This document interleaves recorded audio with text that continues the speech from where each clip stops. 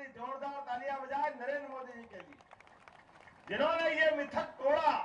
एक गरीब आदमी, गरीब परिवार से निकला हुआ, आप बताइए चाय बेचना कोई गुनाह होता है क्या?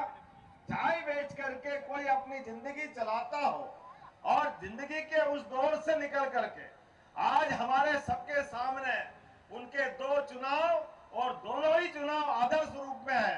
मुझे इस बात का और आनंद आता है, हम अपन भगवान राम को जोड़े, भगवान कृष्ण को जोड़े, जिन्होंने अपने जीवन में कदम कदम पे संघर्ष करके इस मानव योनि को धन्य किया है। अगर उनके जीवन में देखो कि अगर रावण जैसे बड़े महाशक्तिशाली से भगवान राम लड़ने गए तो माता सरयू का आशीर्वाद उनके साथ था, लेकिन उनने कोई अयोध्या से सेना नहीं बुलाई थी। उन्होंने अपने इसी प्रकार के समाज के सभी वर्गों का साथ लेकर के उस घमंडिया रावण को, जिसके घमंड से ऐसा कहते हैं कि जो घमंडी होता वो किस मुंह से बोलता मालूम नहीं, तो एक कल्पना ये भी कर सकते हैं कि 10-10 मुंह से बोलने वाले ये घमंडियों की बात का, जबान का भरोसा नहीं रहता है। ये कभी क्या बोलेंगे, कभी क्या बोलेंगे, ये कुछ भी बोलेंगे और लोग, दुनिया इनको मान लेगी, लेकिन कर्म कैसे करते हैं? कर्म उस समय भी उनने वही किए। इतनी बड़ी समृद्धि लेकर के पैदा होने वाला व्यक्ति, जिसकी पूरी लंका सोने की थी, जिसके जीवन काल में कोई कमी नहीं थी, कमी तो वही थी जो नियत की कमी है, नीति की कमी है। और उस काल में भी ये नकली लोग जैसे आज भी घूम रहे हैं, वो नकली साधु बन के आया था माता सीता का अपहरण करने के लिए। आप याद रखना मेरी बात को, ये आज भी नकली घूम रहे हैं, इनको भूलना मत। उस काल और इस काल में कोई अंतर नहीं है। इनकी हिम्मत नहीं होती असली रूप में आकर के वोट मांगने की। वो उस समय भी गलती समाज के माध्यम से माता सीता ने कि लक्ष्मण रेखा खींची थी, भाई लक्ष्मण ने, कि माता से कहा था माता इस रेखा के बाहर मत आना, लेकिन समाज भोला होता है। ऐसी सीता माता भी भोली थी, वो झांसे में आ गई। अरे सामने भिखारी नहीं है, साधु है, लेकिन नकली साधु था। उसने अपना कर्म दिखाया। ये तो माता भिक्षा देने गई और उनने अपना कर्म करते हुए अपहरण करके लिया। मुझे इस बात की प्रसन्नता है, समाज साथ देता है। उस घमंडी रावण को भगवान राम ने लंका पार करके पूरी लंका भी जलाई और रावण का घमंड भी तोड़ा। ये होती है जनता की जीत, ये होती है लोकतंत्र की जीत। मेरे साथ बोलो प्रभु रामचंद्र महाराज की।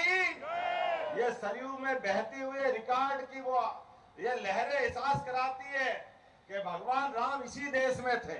लेकिन जो चुनाव हो रहा है, हम किससे चुनाव लड़ रहे हैं मैं याद दिलाना चाहूंगा।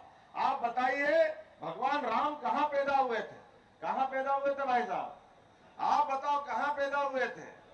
आप बताओ कहां पैदा हुए थे? आपको मालूम, आपको मालूम, सबको मालूम। अगर नहीं मालूम तो कांग्रेस और उनके साथ वाले को मालूम नहीं कि राम कहां पैदा कहां हुए थे। इसलिए कोर्ट में शपथ पत्र दे रहे थे, कहां राम पैदा हुए। हमने किसने देखा? और तो और कांग्रेस की सरकार में वो राम सेतु तोड़ने का निर्णय कर लिया। इतना गंदा सोचते हैं। अरे भगवान राम का जमाने का इतिहास, हम तो अपने भारत की बात करते हैं जहां रामेश्वरम के अंदर भगवान की पूजा करते हैं। अरे लंका वाले तो वो लोग हैं जो आज भी उनका देश का इतिहास भगवान राम से जोड़ते हैं। लेकिन ये कांग्रेस वाले लोग तथाकथित उस वोट की मानसिकता के आधार पर भगवान राम की संस्कृति को मिटाने में लग गए। मुझे इस बात का आनंद है, 2014 में आपने मोदी जी को वोट दिया था। उस वोट के बलबूते पर इस देश से आतंकवाद समाप्त हुआ। हमारे अपने देश के दुश्मन उस पाकिस्तान को घर में घुस करके मार करके आतंकवाद का समापन हुआ था। हुआ कि नहीं हुआ था? जोरदार अभिनंदन करो मोदी जी के लिए।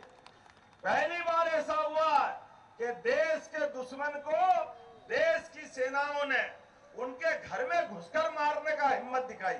और दुनिया के तीसरे देश में हम शामिल हुए, एक अमेरिका जो अपने देश के दुश्मन को कहीं भी मारता है, दूसरा इजराइल, और मोदी जी के नेतृत्व में तीसरा देश बना भारत। ये चुनाव इस बात का है कि हम देश को कहां ले जाना चाहते हैं।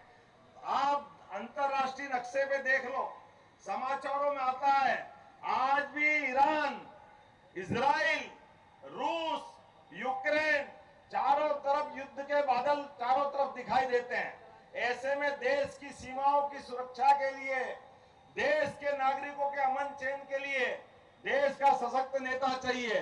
और दूसरी बार का वोट हमने सबने देखा, जिस भगवान राम के लिए प्रमाण मांगते थे, डंके की चोट अयोध्या में राम मंदिर बनाकर दिया कि नहीं दिया? जोरदार अभिनंदन करें नरेंद्र मोदी जी का।